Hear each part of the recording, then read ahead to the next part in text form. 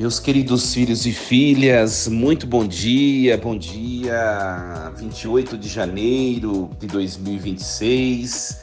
Nessa quarta-feira da terceira semana do tempo comum, a igreja celebra a memória de Santo Tomás de Aquino, presbítero e doutor da igreja. Queridos, sintam-se todos bem acolhidos, vos saúdo com a paz de Jesus. Que alegria nessa quarta-feira em que a igreja celebra Santo Tomás, nós estamos aqui para refletirmos a palavra de Deus. Aliás, minha gente, Santo Tomás de Aquino é um santo muito grande, um santo muito importante para a tradição da igreja, né? Sua teologia, os seus textos, seus estudos foram de grande contributo e continuam a ser para a igreja ocidental, né? Então, pensamos hoje a intercessão de Santo Tomás de Aquino e vamos iniciar este nosso encontro em nome do Pai, do Filho e do Espírito Santo. Amém. Leitura do segundo livro de Samuel, capítulo 7, versículos do 4 ao 17. Naqueles dias, a palavra do Senhor foi dirigida a Natã nestes termos: Vai dizer ao meu servo Davi, assim fala o Senhor: Porventura és tu que me construirás uma casa para eu habitar? Pois eu nunca morei numa casa, desde que tirei do Egito os filhos de Israel até ao dia de hoje, mas tenho vagueado em tendas e abrigos. Por todos os lugares onde andei com os filhos de Israel, disse porventura a algum dos chefes de Israel, que encarreguei de apacentar o meu povo, por que não me edificaste uma casa de cedro? Dirás, pois, agora ao meu servo Davi, assim fala o Senhor Todo-Poderoso, fui eu que te tirei do pastoreio, do meio das ovelhas, para que fosses o chefe do meu povo Israel. Estive contigo em toda parte, por onde andaste, e exterminei diante de ti todos os teus inimigos, fazendo o teu nome tão célebre como o dos homens mais famosos da terra. Vou preparar um lugar para o meu povo Israel. Eu o implantarei, de modo que possa morar lá sem jamais ser inquietado. Os homens violentos não tornarão a oprimi-lo como outrora, no tempo em que eu estabelecia juízes sobre o meu povo Israel. Concedo-te uma vida tranquila, livrando-te de todos os teus inimigos, e o Senhor te anuncia que te fará uma casa. Quando chegar o fim dos teus dias e repousares com os teus pais, então suscitarei depois de ti um filho teu e confirmarei a sua realeza. Será ele quem construirá uma casa para o meu nome, e eu firmarei para sempre o seu trono real. Eu serei para ele um pai, e ele será para mim um filho. Se ele proceder mal, eu o castigarei com vara de homens e com golpes dos filhos dos homens. Mas não retirarei dele a minha graça, como a retirei de Saul, a quem expulsei da minha presença. Tua casa e teu reino serão estáveis para sempre diante de mim, e teu trono será firme para sempre. Natã comunicou a Davi todas essas palavras e toda essa revelação. Palavra do Senhor. Graças a Deus. Muito bem, meus queridos, estamos acompanhando o segundo livro de Samuel. Esse livro faz parte dos chamados livros históricos do Antigo Testamento, né? E mostra a ascensão do reino, né? Do reinado de Davi, que foi o segundo rei de Israel. Então, enquanto o primeiro livro de Samuel vai mostrar a transição dos juízes para a monarquia e vai falar do primeiro rei, que é Saul, o segundo livro de Samuel vai falar do segundo rei, que foi Davi. Tá? Então, esse livro destaca temas como a aliança de Deus com Davi, as suas vitórias militares, como também as suas falhas pessoais, né? Nós sabemos que Davi teve tantas. E então é uma narrativa que mostra Davi como um homem segundo o coração de Deus, né? Mas também como um ser humano imperfeito, tá? E ensina lições sobre como liderar, né? Como ser uma liderança segundo o coração de Deus, se arrependendo, ao mesmo tempo sendo fiel. E essa perícope de hoje, segundo Samuel 7, do 4 ao 17, apresenta a revelação divina a Davi por meio do profeta Natã, né? Essa revelação ela é conhecida como promessa davídica, né? Ou aliança davídica, ou aliança eterna.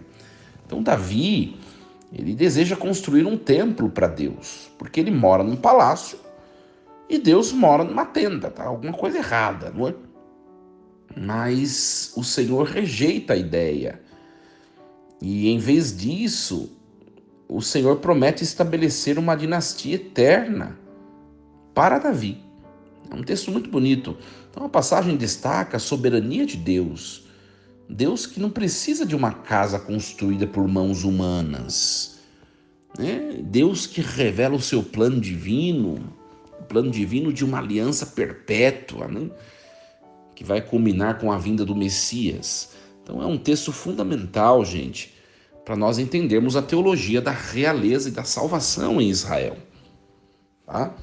E o texto começa assim: naqueles dias a palavra do Senhor foi dirigida a Natã nestes termos: vai dizer ao meu servo Davi, assim fala o Senhor, porventura és tu que me construirás uma casa para eu habitar?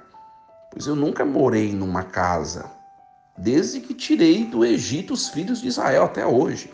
Então, esses versículos revelam a transcendência de Deus, né, minha gente? Que Deus não está limitado a templos materiais, né? Contrastando com as divindades pagãs, né? Que habitavam em santuários construídos por seres humanos, né? Então, a pergunta retórica de Deus, ela sublinha que Ele mesmo guiou Israel desde o êxodo do Egito, morando em tendas móveis, como a Arca da Aliança, por exemplo. Então, enfatiza a sua liberdade e a sua soberania. É importante porque isso corrige a visão antropocêntrica que Davi tinha, né? Davi queria construir uma casa para Deus, fechar Deus dentro de uma casinha, dentro de um santuário, de um templo, né? E Deus não precisa de uma casa, né, permanente, mas Ele escolhe habitar no coração do seu povo Israel. Isso é muito bonito, né? Gente, na nossa espiritualidade, nós devemos evitar reduzir Deus a instituições e a ritos humanos, né? Lembrando que ele habita em nós pelo Espírito Santo, né? Então, para a vida pessoal, isso nos chama a uma adoração autêntica, não baseada na suntuosidade, na grandiosidade externa, mas em humildade, em interioridade, né? Então, como nós estamos vivendo isso, priorizando a presença de Deus ao longo dos nossos dias, não é? Olha, veja bem, qual que é o nosso ideal enquanto católico, né? Nós sabemos que a igreja, ela celebra os sacramentos todos os dias do ano, né? Nós temos de segunda-feira a sábado de manhã, todos os dias previstas celebrações eucarísticas, missas todos os dias, missas chamadas feriais, né, ou semanais. E nós temos as liturgias dominicais, que são preceitos, né? Você pode perceber que uma vez a semana a Mãe Igreja coloca como preceito, como obrigação nossa enquanto católicos, estarmos lá reunidos em assembleia. Mas se a gente perceber bem, os outros 6 dias da semana, né, não são preceitos, não são dias de preceitos. Por quê? Porque o Espírito Santo que nós bebemos por meio do sacramento, ele deve frutificar em nosso coração, numa espiritualidade extra templo, como nós diríamos em latim, ou seja, fora do templo, no nosso trabalho, na nossa casa, na nossa família. Não adianta, é claro, é importante, é salutar, inclusive o Código de Direito Canônico diz que é vivazmente recomendável que o fiel ele se aproxime da Eucaristia todos os dias, inclusive os sacerdotes, né? Mas, vamos dizer assim, gente, não adianta ter uma vida eucarística diária e isso não ser traduzido para a vida, né? Para o externo, para os nossos relacionamentos, para o nosso modo de viver. Não adianta, não é? Então, é isso que o texto está dizendo. É claro que aqui, um objetivo aqui não é rechaçar ou cancelar a importância dos templos religiosos. Não é esse o objetivo aqui, porque senão nós temos tantas outras passagens bíblicas que afirmam a beleza, a importância espiritual do templo. Aqui o texto quer mostrar que nós não podemos fechar Deus a quatro paredes. O Senhor que nós comungamos sensivelmente, sacramentalmente, aos domingos na Eucaristia, Ele é o Senhor que quer cultivar intimidade conosco, fora do templo, fora da igreja, na nossa casa, como eu falei, no nosso trabalho, no dia a dia da vida. Bonito isso, né? Então, olha só, depois o texto continua. Dirás, pois, agora ao meu servo Davi, assim fala o Senhor Todo-Poderoso, fui eu que te tirei do pastoreio, do meio das ovelhas, para que fosses chefe do meu povo Israel. Eu estive contigo em toda parte, por onde andaste, eu exterminei diante de ti todos os teus inimigos, né? E aí depois de falar tudo isso que Deus fez, ele fala assim, eu vou preparar um lugar para o meu povo Israel. Eu o implantarei de modo que possa morar lá sem jamais ser inquietado. Olha só, então aqui Deus lembra a sua iniciativa na escolha de Davi, elevando-o de pastor a rei, né? Simbolizando humildade e graça divina. A promessa de um lugar para Israel refere-se à terra prometida, né, gente? Nós sabemos, né? Refere-se à paz duradoura. Um contraste com o período caótico dos juízes, né? Os juízes foram se assentando. Quando o povo de Israel chegou na Terra Prometida, lá com Josué, o povo chegou e foi aos poucos conquistando aqueles lugares, porque era promessa de Deus. Mas lá habitavam os outros povos que foram aos poucos sendo derrotados, né? Então, na era dos juízes, é uma era de total luta, muita guerra, sabe? Muita instabilidade, a era dos juízes. Por quê? Porque Israel foi chegando, foi tirando os povos dos lugares onde esses povos habitavam, que é a Terra Prometida. Esses povos saíam, depois voltavam, se surgiam de novo em batalha para tentar recuperar a terra que era até então deles. Então foi um tempo muito conturbado, o tempo dos juízes, né? E aqui o texto está dizendo assim, que Deus vai entregar essa paz e vai ser duradoura, né?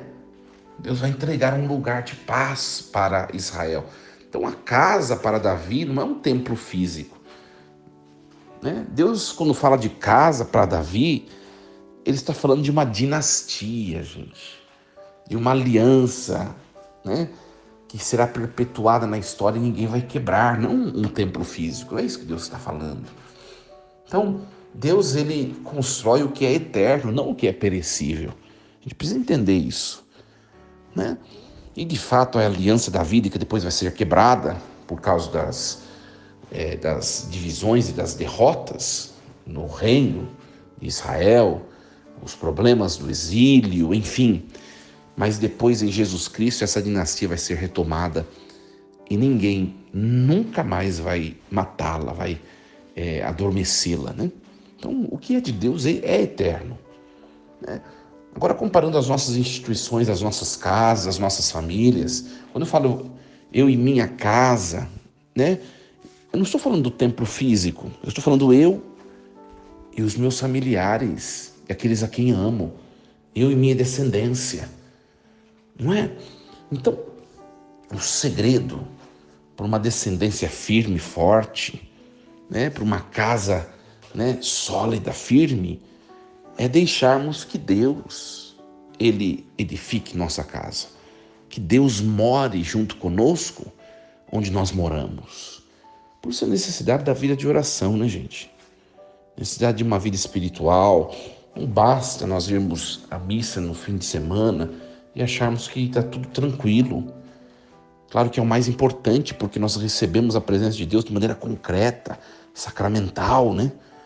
Sensível, tocável, mas aquilo vai ter de ser traduzido no dia a dia de uma comunhão espiritual com Deus pela vida de oração, a leitura da Sagrada Escritura, né?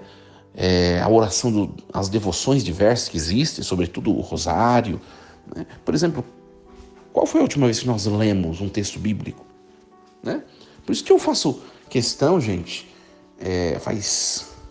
tá indo para 6 anos já que eu faço esse trabalho de gravar a reflexão diariamente. Não é um trabalho fácil, é um trabalho desafiador, né? Um trabalho desafiador, não só gravar, como também a produção do material, né? Não é fácil, o cansaço, as dificuldades da vida e tantas outras coisas, mas esse trabalho nunca parou em 6 anos. E por que tudo isso? Para que a gente possa colaborar um pouquinho mais na igreja, que os fiéis possam ter contato com a palavra de Deus. Tem gente, por exemplo, que tem contato com a palavra somente por causa desse material. Isso é importante, é um bom começo. Mas nós temos que pegar a Bíblia eventualmente, dar uma folhada na Bíblia. Vou dar um desafio para você que me escuta hoje, né? Inclusive sobre Bíblias, né? Tem Bíblias e Bíblias, né? Tem muita gente que usa a Bíblia Ave Maria, outro usa a Bíblia Pastoral. Uma Bíblia boa para estudo, gente, é a Bíblia Jerusalém, tá? Se você puder comprar a Bíblia Jerusalém, tem a Bíblia também Peregrino, mas eu gosto muito da Bíblia Jerusalém, tá? E quem tem essa Bíblia, ou em outras, vou dar um desafio para vocês. Pega a Bíblia na mão, abra o primeiro e o segundo livro de Samuel, lá no comecinho. Tem uma introdução ao livro. Lê a introdução do livro de Samuel, o primeiro livro, e depois lê a introdução do segundo livro. Você vai entender o que o padre está falando há dias.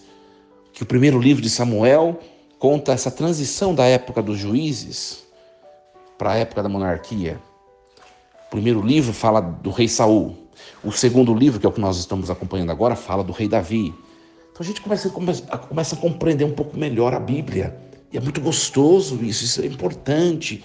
Isso vai fazendo com que nós vamos crescendo na intimidade com Deus, na intimidade com o sagrado.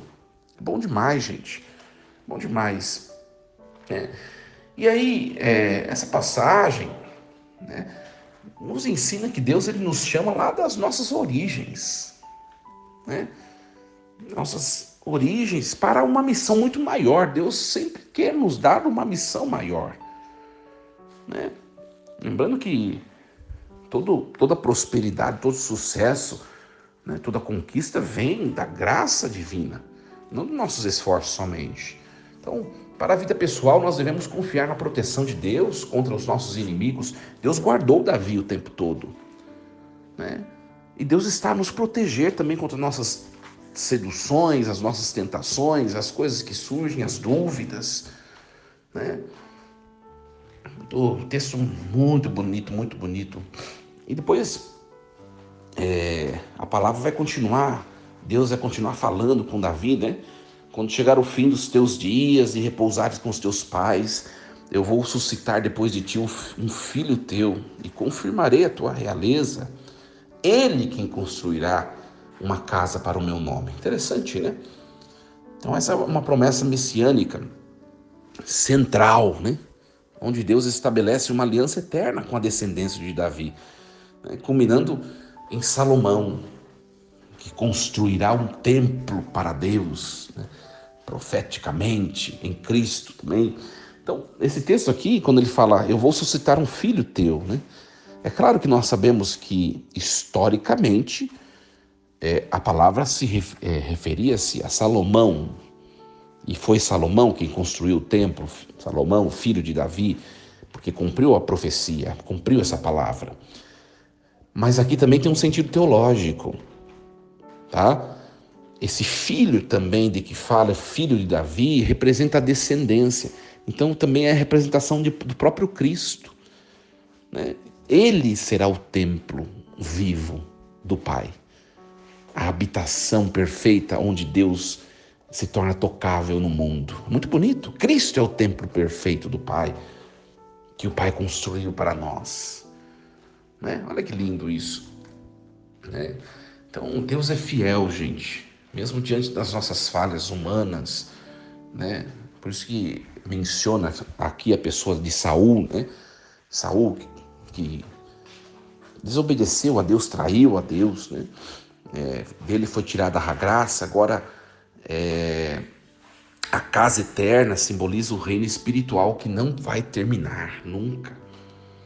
Nossa caminhada cristã, nós devemos viver sabendo que Deus mantém a sua graça apesar de nossas imperfeições, né? Deus nos chama ao arrependimento, à obediência. Nós somos muito falhos. Nós temos que, quando caídos, nos levantar, continuar, amadurecer, né? E aí o texto,